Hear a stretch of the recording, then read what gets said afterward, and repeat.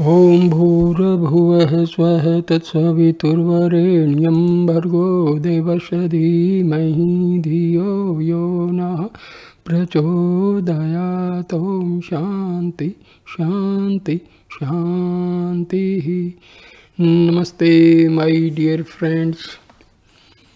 This is my 5th video on the life and teachings of Swami Brahmananda, a direct disciple of Paramahansa Ramakrishna. So I start the 5th video. Sri Ramakrishna himself often rebuked his most intimate disciples, and Maharaj also used this method to train those who were near and dear to him. The chastening of a disciple never began, however, until after he had enjoyed several years of love and kind words. These experiences were painful at the time, but they were later treasured among the disciples' sweetest memories. It often happened that even while the disciple was being reproached by Maharaj, he would feel a strange undercurrent of joy. The indifference of Maharaj was the only thing we could not have borne. But Maharaj was never indifferent. The harsher his words, the more intensely we felt his interest in our welfare. The very fact that he could speak to us in this way proved that we were his children, his own. Sometimes a disciple would be reproved for quite insignificant reasons or on grounds that seemed to him utterly unjust. But as time passed, he would realize that there had been certain tendencies and karmas stored in his subconscious mind, and that Maharaj had seen them and was working to annihilate them before they could appear and become harmful. Thus, at the cost of a little unpleasantness, the disciple would be spared years of painful struggle and self-discipline. There was only one occasion when I felt that I had perhaps lost my master's love, and because I could not endure the thought, that very night I decided to run away from the monastery and hide myself forever. Thus resolved, I went next morning to prostrate before Maharaj and solemnly take my leave of him. I was about to go when he told me to sit down. For a while he continued to scold me, reminding me of all my faults. Then with a sudden change of manner and great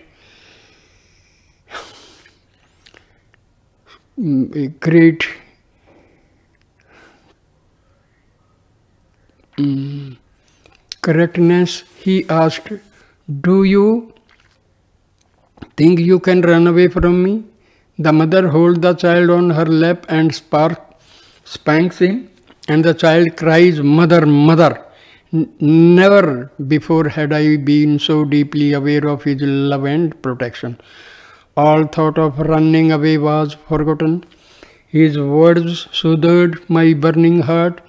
Then he said, "Our love is so deep that we do not let you know how much we love you." The truth of this statement was proved to me as I watched how Maharaj dealt with Hariharnanda, another disciple who had been for many years his personal attendant. Hariharnanda had begun to depend too much upon the master. He needed to learn to stand on his own feet, so with a show of displeasure, Maharaj sent him away to practice austerities in the solitude of a temple in southern India. Some years later, Maharaj was in Madras and arranged for Hariharnanda to visit him. I was alone with Maharaj throughout the entire evening on which he was to arrive. Watching Maharaj, I saw that he was as restless as a loving mother who was expecting her son after a long absence. In due time, Hariharnanda arrived, but fearing that Maharaj was still angry with him, he felt shy and wanted to postponed their meeting until the morning. Knowing the real state of affairs, I insisted that he should see Maharaj at once. However, when Hari Harnanda came into the room, Maharaj no longer showed any sign of his loving anxiety. He merely greeted his disciple quietly and asked if he had been keeping well. On another occasion, while I was being reproved in the presence of Ramlal Dada, the nephew of Sri Ramakrishna, another young disciple entered the room. Maharaj turned to him and said jokingly, "With those glasses on, you look like Keshav Sen." The disciple did not answer, for he saw that I was being scolded. Then Ramlal Dada turned to him and said, "Do you know why Maharaj is rebuking this boy in your presence? There is a saying that the mother scolds her daughter in order to teach the daughter-in-law. I remember the first time Maharaj ever reproved me. I had failed to do a certain errand for him because I had not understood exactly what it was he wanted. For this neglect, he scolded me throughout the afternoon. At supper time, Swami Turiyananda was seated with Maharaj and I was fanning them. The scolding continued. I remained silent. Swami Turiyananda turned to me and asked, "Do you know why Maharaj is so hard on you?" "No," I replied. "Frankly, I don't see how I am to blame." Then Swami Turiyananda said, "There are three classes of disciples. The third class disciple merely does the Guru's bidding. The second class disciple does not have to be told. He acts as soon as the thought arises in the Guru's mind. But the first class disciple acts even before the Guru has had time to think. Maharaj wants you all to become first class disciple." To this Maharaj added simply, "You see, brother Hari, I am getting old. They do not obey me anymore. Please knock a little sense into their heads." There was another time when I did not write to Maharaj because my vanity had been wounded. When he came to Madras from Bangalore and asked me why I had not written, I answered carelessly, "Oh, you got all news of me from Swami Shivananda." At a glance, he understood my mood and asked sarcastically, "I suppose you have the key to the treasure house inside you and don't need me anymore." My ill humor vanished immediately. "How can you say that?" I exclaimed. "You know that you hold the key. There is a saying that in order to get honey from a honeycomb, you must poke it. Maharaj once told me how Sri Ramakrishna by his mere touch removed the spiritual obstacles that stood in his disciples' path. To this I answered, "Yes, Sri Ramakrishna did all that for you, but when our turn comes, you can only scold us." Maharaj shook his head and said with great sweetness, "No, my boy, you have no need to worry." Then he repeated 3 times, "I can see how Sri Ramakrishna is doing everything for you."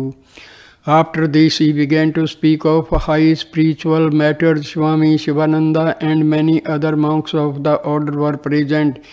He continued to talk in this way for 3 hours, stopping only when he was told that a householder devotee wanted to see him.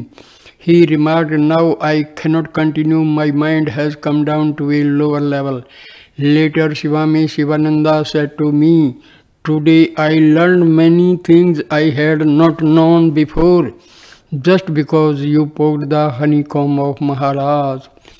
Sometimes the harsh behavior of Maharaj toward a disciple amounted to apparent cruelty. 3 of us were to be initiated into the monastic order at the same time. One was a boy who had been greatly praised because he had steadfastly practiced spiritual disciplines. We had all noticed his growth, just as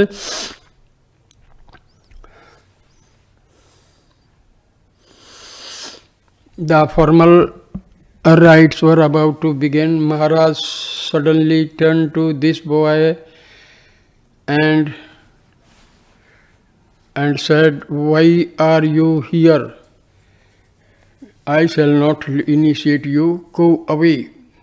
My brother disciple and I were both shocked and felt that Maharaj had been cruel, but the boy himself later admitted that the praise he had received.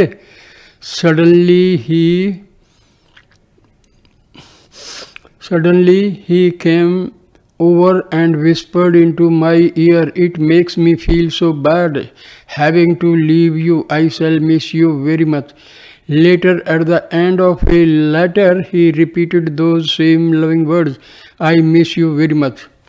M once told Vishwananda, a disciple of Maharaj, "Observe how Maharaj acts and you will have some idea of what Sri Ramakrishna was like when his mind came down to the finite plane. His sense of humor was very keen. This was also true of Maharaj. One of his favorite jokes was to have some fruits or sweets placed beside a disciple who was meditating. When the disciple had finished his meditation, he would find his favorite dishes laid out before him. Later, Maharaj would ask, "Well, did you get the fruits of your austerities?" Often he would make us all roar with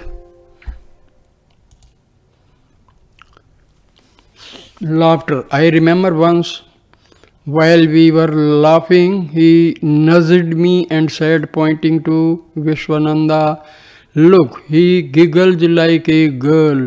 Maharaj would sometimes remark, "It is good to laugh every day. It relaxes the body and the mind." The following stories will give a glimpse of Maharaj's sense of fun and also of the deep love he bore towards his brother disciples. One story is told by Swami Satprakashananda.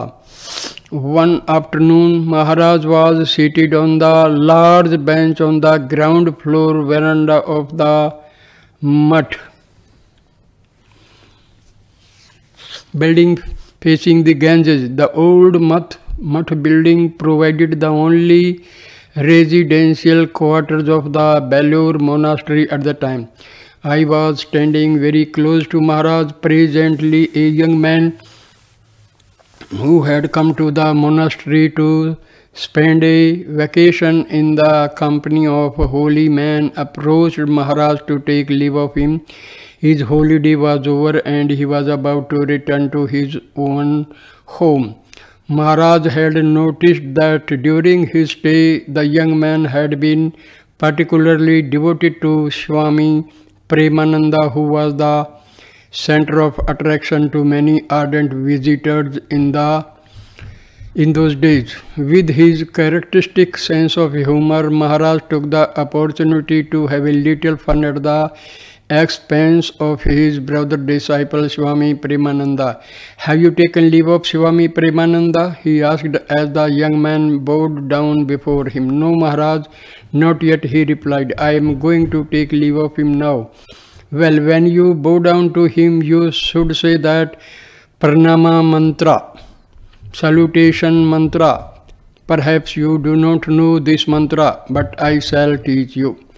So saying, Maharaj began to recite a Bengali couplet which he quote, probably improvised as he went along, freely translated. It ran sometime like this: "My mind is reluctant to go back home. It is my heart's desire to lie down forever at those blessed feet." Then Maharaj instructed him how to act while saying the mantra.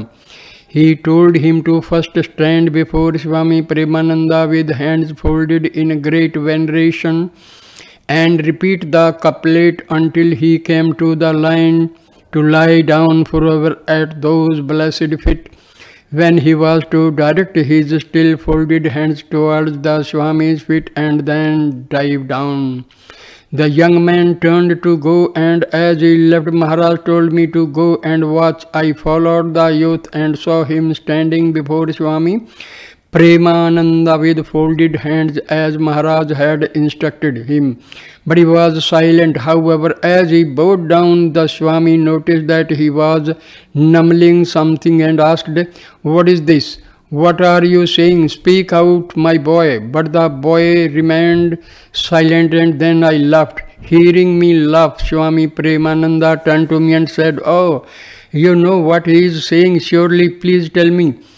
And then I told him the whole story of the Pranama mantra, and when I had finished, there was a roar of laughter. The other story tells of an affectionate trick Maharaj played on his brother disciple Swami Akhandananda. The Swami had been staying with Maharaj for some considerable time. When he decided he would like to return to his own ashram, Maharaj begged him to stay a little while longer, but the Swami persisted. Seeing his evident determination to go, Maharaj engaged a palanquin, a portable chair, to take the Swami to the railway station, which was several miles away. The train was due in the early morning, which meant that the Swami had to leave late at night. Before the bearers set out with Swami Akhandananda, Maharaj whispered something to them.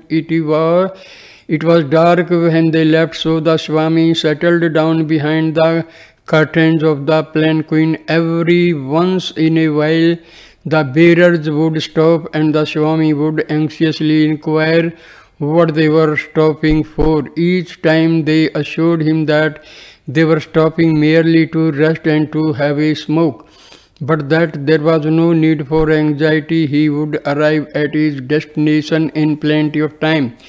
After several hours of arduous travel, the bearers finally stopped for the last time and asked Swami Akhandananda to alight. Just as he was about to get out of the palanquin, he saw Maharaj standing before him, greeting him as though he had just arrived after a long absence. When the Swami realized that he had been carried around the compound all night, he roared with laughter. Maharaj embraced him, and they both laughed like two children. The relationship between Guru and disciple, according to the Hindu scriptures, is very sacred.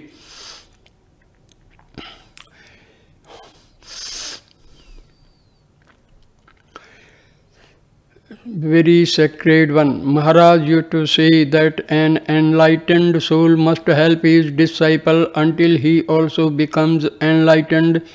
This he cannot be broken by the death of the body. After the teacher has passed away, he still continues to watch over his disciples in spirit.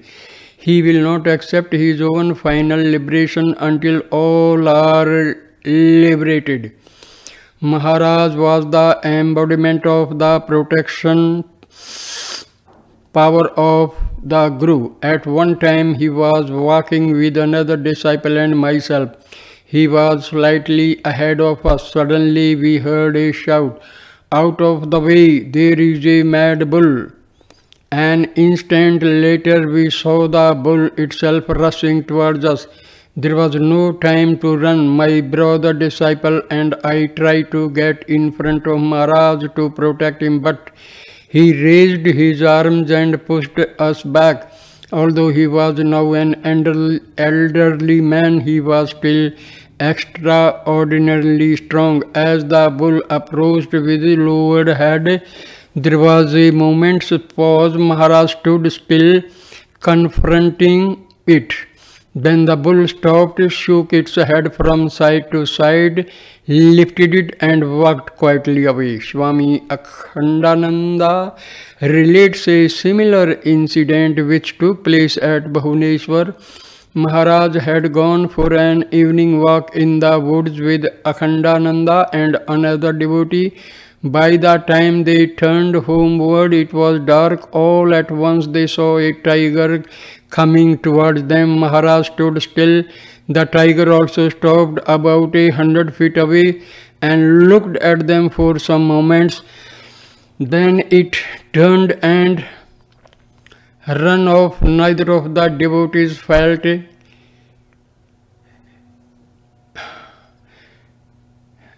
frightened. There could never be any fear in the presence of Maharaj. Maharaj prescribed various disciplines and diverse forms of worship to suit the different temperaments of his disciples. He knew our needs far better than we did.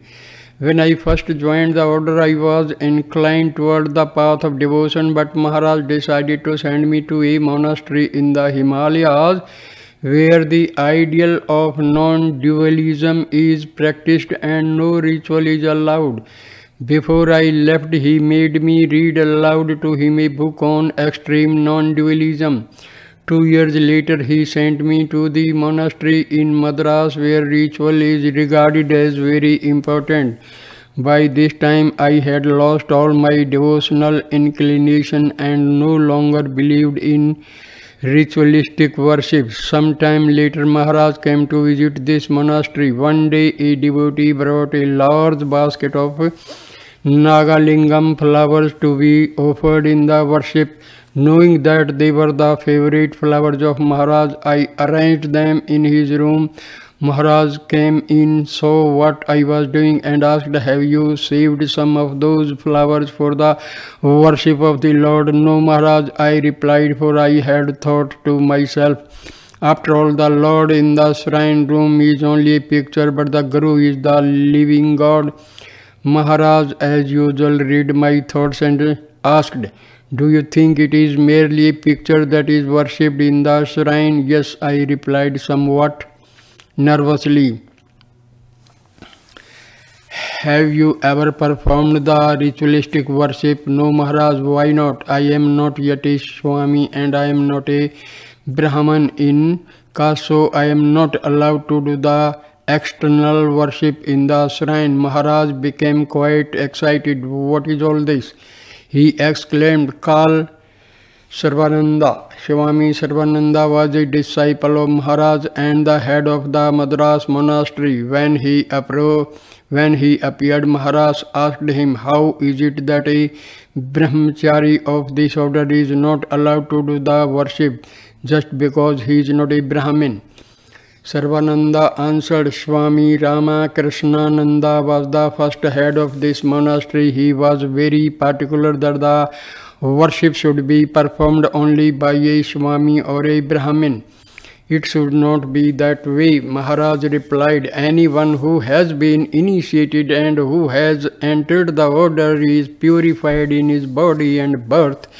Therefore, he should be allowed to do the worship." Then turning to me, he said, "You will do the worship." "But Maharaj," I replied, "I do not believe in ritualistic worship. I do not see the living presence in the picture. I am asking you to do the worship now." Maharaj said quietly, "Will you?" I obediently followed his instructions and within a few days became convinced of the great efficacy of external worship. Almost his last advice to me was, "Be ritualistic," and he added, "Look at Ambikananda, one of his senior disciples. See how wonderfully he is progressing through the practice of ritualism." This does not mean, however, that Maharaj asked everybody to practice ritualism. In fact, there are many of his disciples who have never learned the rites of formal worship. Hinduism teaches the value of ritual but does not say that it is essential to everyone's spiritual progress. In conclusion, I must mention two quotations which Maharaj never tired of repeating to his disciples. The first was, "Tell the truth, but never a harsh truth." The second was from the teachings of Sri Chaitanya, be humbler than a blade of grass, be patient and forbearing like the tree, give honor to all, take no honor to thyself. Chant the name of the Lord unceasingly. Maharaj once told me, there are times when it becomes impossible for me to teach anyone. No matter where I look, I see only God wearing many masks. Who am I, the teacher, who is to be taught? But when my mind comes down again to a lower level, I see the ignorance in man and I try to remove it. Maharaj spent most of his later life in a state of high spiritual consciousness, coming down only in order to teach and help us. His awareness of God had become so habitual that he would experience mystical visions even while conscious of the external world around him. He rarely spoke of these visions, and when he did so, it was only to his brothers, swamis or disciples. I shall record a few of them in this chapter. It was the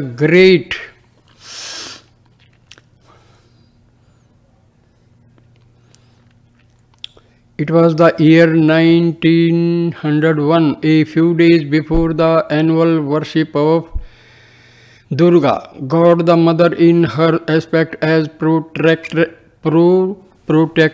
of the universe. Maharaj was sitting on the bank of the Ganges at the Belur Mutt.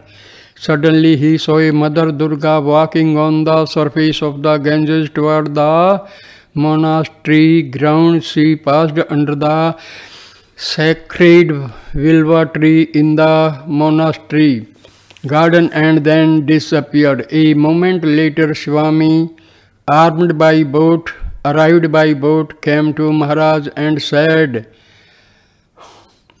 Raja, make arrangements at once for the worship of Mother Durga. Then he told Maharaj that he had a vision and had seen Mother Durga being worshipped at the monastery. Maharaj in turn described his own vision to Swamiji and they began at once to prepare for the worship. Since that day, the special worship of Mother Durga has been held every year at the Belur monastery. Maharaj also performed this worship at the monasteries in Kankhal, Banaras and Madras. He once told Akhilananda that he performed this worship in obedience to the Mother's direct command. Akhilananda records that during the Durga festival in Madras, the power of Maharaj was especially felt by his disciples and their minds were raised to higher level of spirituality. Maharaj used to observe Christmas every year by offering special worship to Jesus. The story of the Nativity was read aloud from the Bible and followed by meditation. Fruit, bread, cake and wine were offered in the worship. Sister Dev Mata, an American devotee who happened to be present on one such occasion, records the scene as follows. When I had finished reading, the intense stillness in the air led me to look towards Swami Brahmananda. His eyes were open and fixed on the altar. There was a smile on his lips, but it was evident that his consciousness had gone to a higher plane. No one moved or spoke. At the end of 20 minutes or more, the look of immediate seeing returned to his eyes and he motioned to us to continue the service. After the service, as Maharaj was partaking of the sacramental food, he remarked to Sister Devmata, while you were reading, Christ suddenly stood before the altar dressed in a long blue cloak. He talked to me for some time. It was a very blessed moment. There is a saying in Sanskrit, places of pilgrimage are made holy by the visits of the seers of God. The enlightened The enlightened soul does not need to visit holy places or temples, for he has realized the living God everywhere. Wherever he lives, that place becomes holy. Nevertheless, we know that enlightened men often journey to shrines and temples. They do so because they find there a great manifestation of God, a more concentrated revelation, as it were. This spiritual concentration has been caused by the visits of many holy men and women and by the devotion of pilgrims throughout the ages. When a saint goes to a holy place, he contributes his own revelation to the spiritual treasure house for the benefit of the generations that will follow. The temples of India are dedicated to deities of many forms and aspects, as well as to the impersonal, formless Godhead. This one Godhead, whose name is Silence, comprises all divine forms and aspects, yet is beyond form and definition. Sri Ramakrishna used to say, never set a limit to the infinite by trying to define it, and indeed it is evident that infinite God must have infinite forms of expression. Truth is one, sages call it by various names, says the Rig Veda, the ancient scripture of the Hindus. In an orchestra, different instruments play different notes, but when these notes are harmonized, the combined effect is of one beautiful unity. Maharaj reached this unity through his realization of Brahma. An ordinary mystic may be aware of only one instrument and hear only one note, one part or aspect of the divine whole. The illumined soul, however, hears all the instruments, the entire orchestra. Thus it was that Maharaj, while ever conscious of the one Brahma, was able to see the many divine aspects when he visited the temples dedicated to them. At Madura in southern India, there is a famous temple of Divine Mother. When Maharaj entered it and stood before the deity, he exclaimed, "Mother, Mother," and lost his external consciousness. Swami Krishnananda, who was with him, saw his condition and held him by the arm to prevent him from falling. Seeing Maharaj standing unconscious in ecstasy, the priest and devotees who were present gazed at him in silence. An intense stillness pervaded the temple and lasted for more than an hour. When Maharaj regained his normal consciousness, he went silently away. Later he described his vision of the humorous form of Divine Mother at the temple of Rameswar, which is dedicated to Shiva, the formless aspect of God. Maharaj was again absorbed in Samadhi. Even after he returned to normal consciousness, he remained for some time in a state of ecstatic joy. The temple at Cape Kumarin is dedicated to Divine Mother in the form of a little girl. Maharaj lived there for several days. For a while he would stand silent and motionless before the deity. Then he would become ecstatic and began to talk to her. Whenever he entered this temple, he lost all external consciousness. In the temple of Vishnu at Tirupati in southern India, Maharaj had a strange experience. The vision he beheld, there was not of Vishnu but of Divine Mother. On inquiry, it was found that the temple had once been dedicated to Mother and later had been changed into a Vishnu temple through the influence of Ramanuja. In the temple of Jagannath at Puri, there are 3 images. Sri Krishna stands on one side, his brother Balram on the other, and Subhadra, his sister, stands in the center. Here Maharaj once saw the living Krishna on the altar. The 3 images had disappeared. Maharaj visited this temple many times, and each time he went there, he seemed to dwell in another realm, and his face shone with a radiant smile.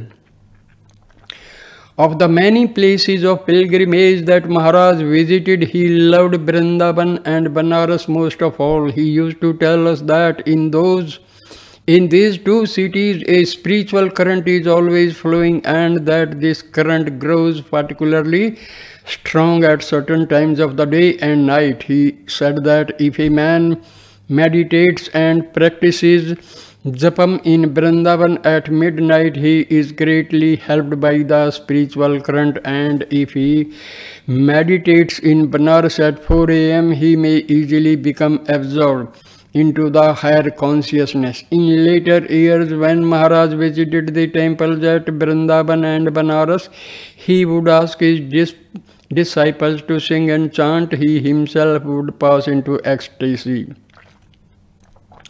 Speaking of Banaras, he said, many have found enlightenment there. If the aspirant struggles a little to reach the union with God, he may get it very easily. Only once did Maharaj initiate a disciple in Banaras.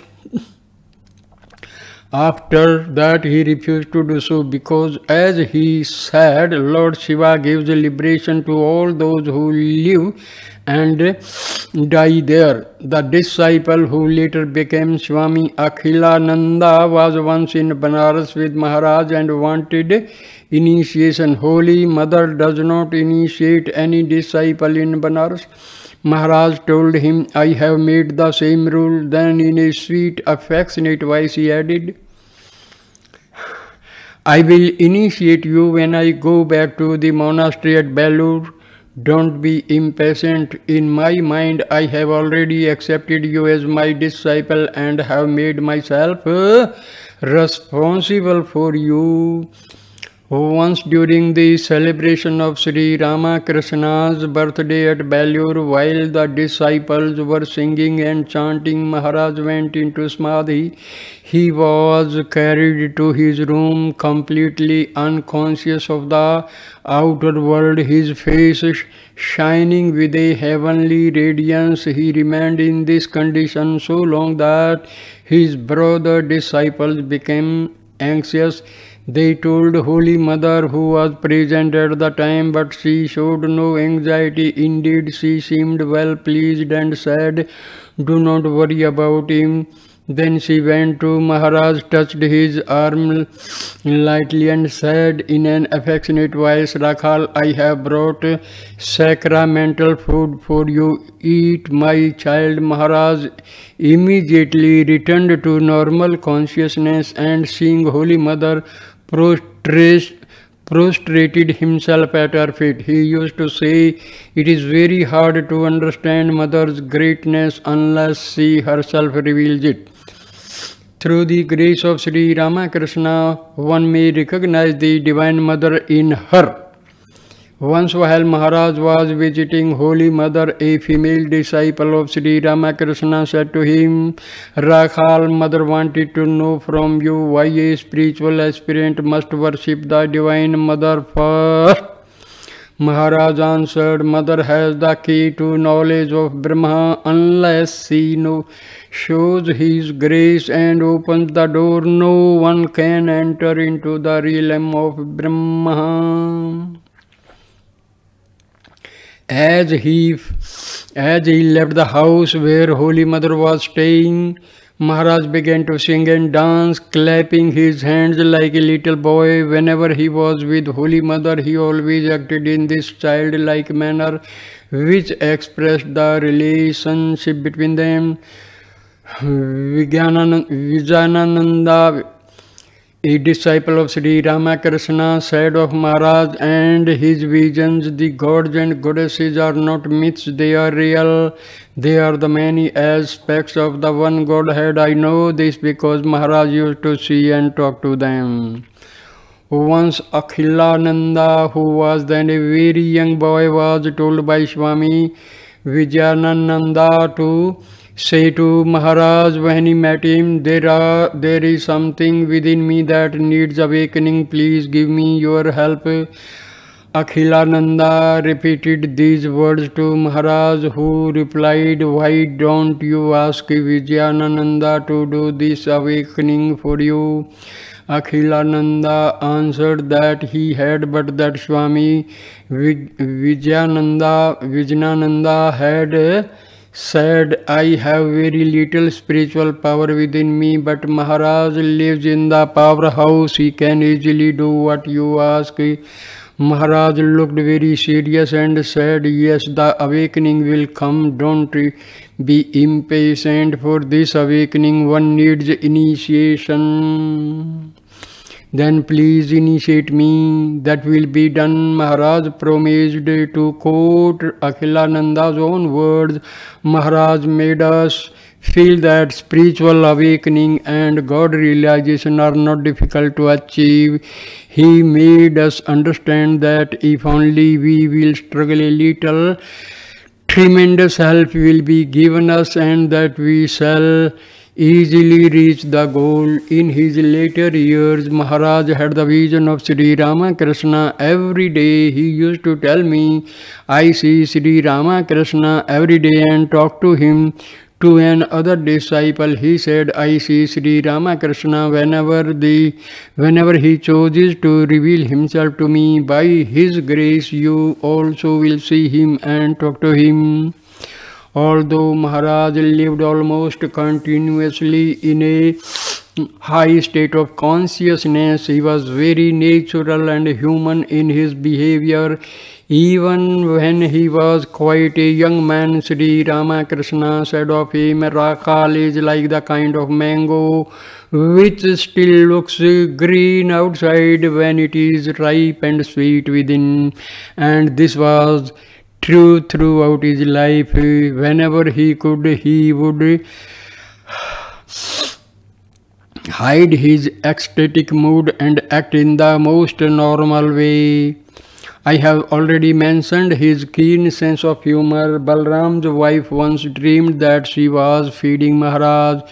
Taking this for an omen, she invited him to a sumptuous feast, which she herself cooked. When Maharaj had enjoyed the dinner, he turned to her grandson and said, tell your grandmother to dream more often.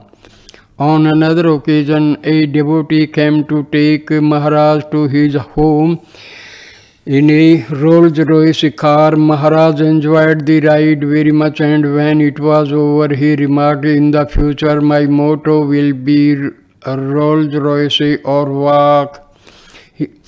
His love of gardening has been referred to in an earlier chapter. At every monastery he visited, he gave valuable advice as to the laying out of gardens. Often he would gaze at the blossoming flowers and remark, look there, you see the worship of God in his universal form going on unceasingly. Many of his householder disciples came to Maharaj with them worldly troubles and problems. Not only did he listen to them sympathetically, but he also gave them constructive advice. Many successful professional men such as doctors, lawyers, engineers found it very easy to discuss the problems of their work with Maharaj. He would listen with intelligent interest and understanding, and was often able to offer a new suggestion or another angle of approach to the problem.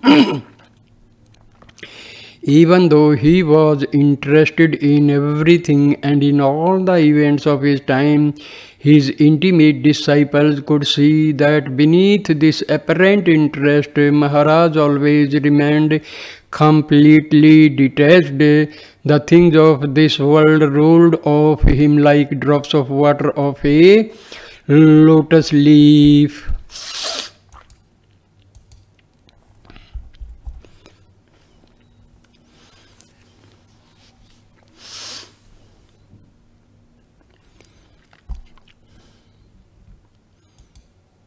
So I will end this video here. Dear friends, you may be thinking why I am narrating the life story of Swami Brahmananda. Because life story of a sage, if we listen carefully, this will make our belief in divinity and God like concrete. So, dear friends, you must listen, read wherever you get the chance to know, read or listen about the stories of sages, realized souls, enlightened sages. It will help you a lot.